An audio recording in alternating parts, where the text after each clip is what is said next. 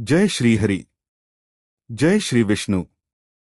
आप सभी का स्वागत है हिमालयन टेल्स, हिमालय की लोक कथाओं में, जहां हम सुनते हैं उन अनसुनी कथाओं को जिनमें छिपा है भक्ति का रहस्य, आत्मा का जागरण और ईश्वर के प्रेम का संदेश।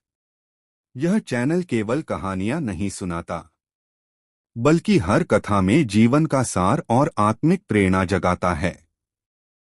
अब तक पिछले एपिसोड में आप इसका प्रथम प्रसंग राजा नाभाग और सदाशिव की कृपा का पवित्र आख्यान श्रवण कर चुके हैं।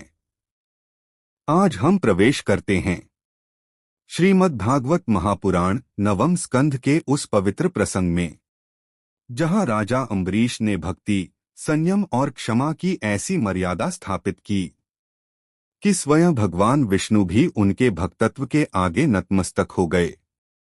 तो आइए शुद्ध मन, शांत वाणी और श्रद्धा भरे हृदय के साथ सुनते हैं राजा अम्बरीश की भक्ति, दुर्वासा की कृत्या की हत्या का रहस्यमय इतिहास, सुदर्शन चक्र से दुर्वासा की दुर्गति और भक्त द्वारा क्षमा का दान।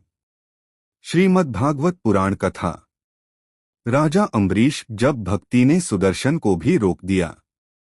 मूलक था स्वयंभुव मनु के वंशज राजा नाभाग के पुत्र धर्मात्मा राजा अम्बरीश थे, एक ऐसे सम्राट जिन्होंने संपूर्ण पृथ्वी का शासन तो किया, पर अपने भीतर का राज्य केवल भगवान विष्णु को समर्पित कर दिया। उनकी दिनचर्या भक्ति से प्रारंभ होती और भक्ति में ही समाप्त। राजा होते हुए भी वे वैभव से दूर सरल वस्त्रों में प्रभु का नाम जपते रहते। उनके लिए राजसी वैभव केवल एक सेवा का साधन था। राज्य तो प्रभु की देन है और प्रजा स्वयं प्रभु का रूप। वे नित्य एकादशी का व्रत रखते, द्वादशी को नियम पूर्वक उसका पारायण, उपवास भंग करते। उनका मन, वाणी और कर्म तीनों भगवान में ही लीन रहते। एकादशी व्रत का प्रसंग। एक बार राजा अम्बरीश ने एक महान एकादशी व्रत का संकल्प लिया। व्रत का विधान था पूरे वर्ष 12 मास तक प्रत्येक एकादशी पर उपवास और द्वादशी को पारायण। राजा ने बड़े श्रद्धा से व्रत किया। व्रत का अंतिम दिन आया। वह द्वादशी थी। सुबह सूर्य का तेज प्रखर हो रहा था। राजा ने स्नान किया, भगवान विष्णु के चरणों में फूल अर्पित किए और प्रतीक्षा करने लगे कि अब अतिथि आएंगे, तभी व्रत भंग होगा। दुर्वासा मुनि का आगमन। तभी द्वार पर तेजस्वी मुनि पधारे। वे थे दुर्वासा ऋषि।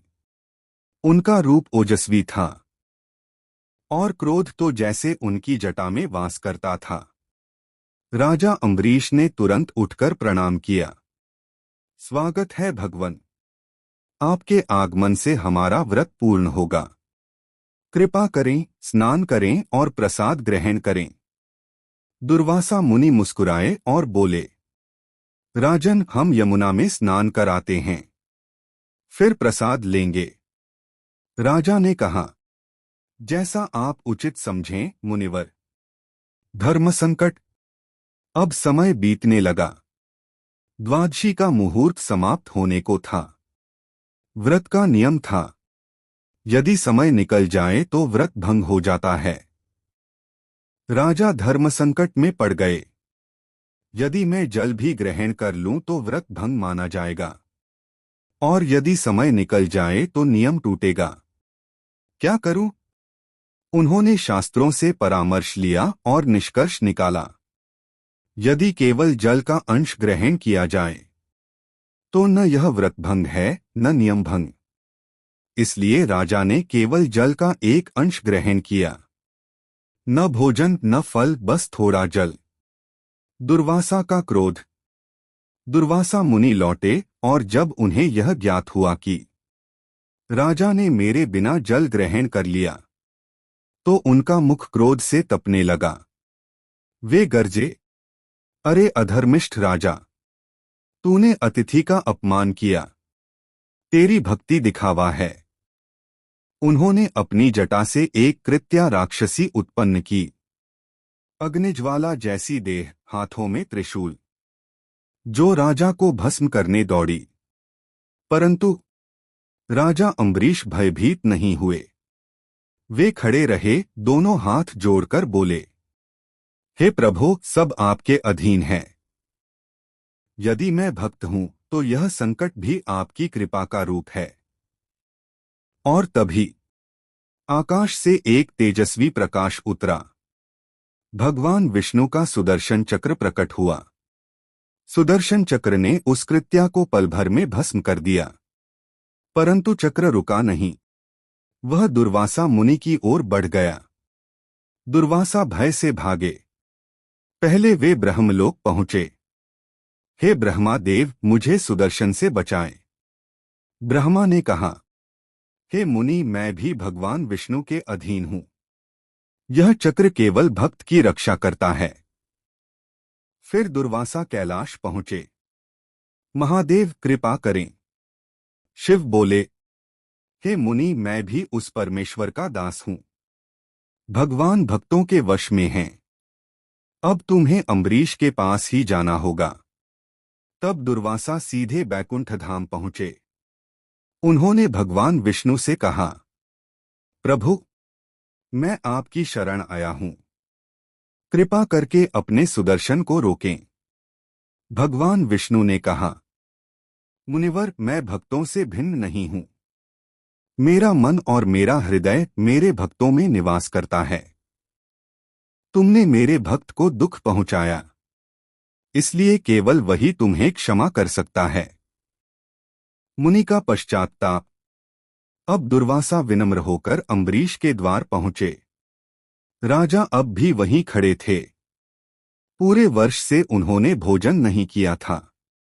वे मुनि की प्रतीक्षा कर रहे थे। मुनि थके और भयभीत थे। वे बोले, राजन, मेरा अपराध क्षमा करें। मैंने क्रोधवश आपको दुख दिया। राजा अम्बरीश तुरंत उनके चरणों में गिर पड़े। मुनिवर, आप मेरे अतिथि हैं।